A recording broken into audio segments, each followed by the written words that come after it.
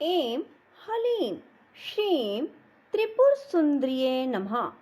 राधे राधे मेरे प्यारे भाइयों बहनों माताओं व बंधुओं, संस्कार की बातें चैनल में आपका स्वागत है।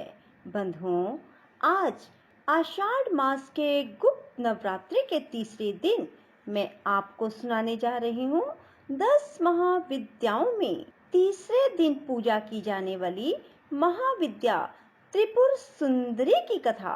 बंधुओं, जिसे सुनने मात्र से माँ त्रिपुर सुंदरी आपकी हर मनोकामना पूरी करेंगी।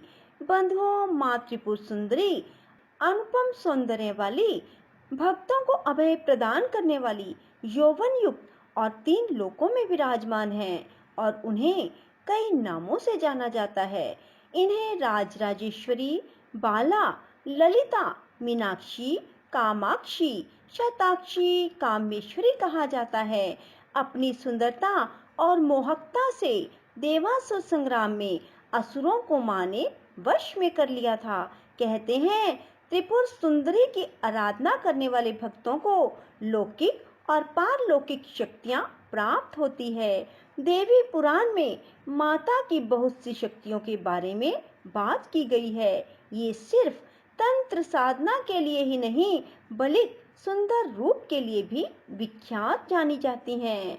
देवी त्रिपुर सुंदरी शांत मुद्रा में लेटे हुए सदा शिव की नाभि से निर्गत कमल आसन पर विराजमान है। चतुर्भुजी भुजाओं में देवी के पास अंकुश, धनुष और बाण हैं। देवी के आसन को ब्रह्मा, विष्णु, शिव और यमराज अपने मस्तक पर धारण करते हैं।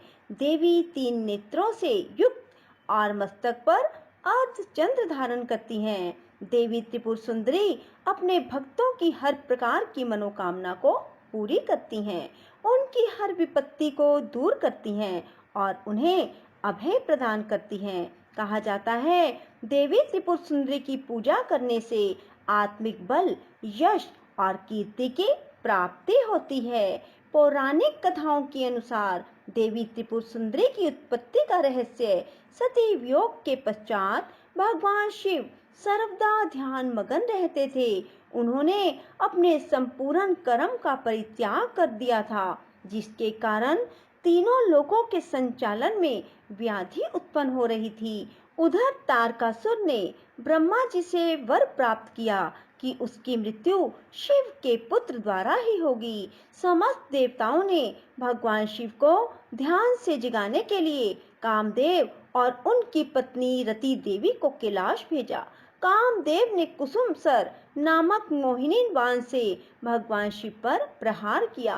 परिणाम स्वरूप शिव जी का ध्यान भंग हो गया। देखते ही देखते भगवान शिव के तीसरे नेत्र से उत्पन्न क्रोध अग्नि ने कामदेव को जलाकर भस्म कर दिया।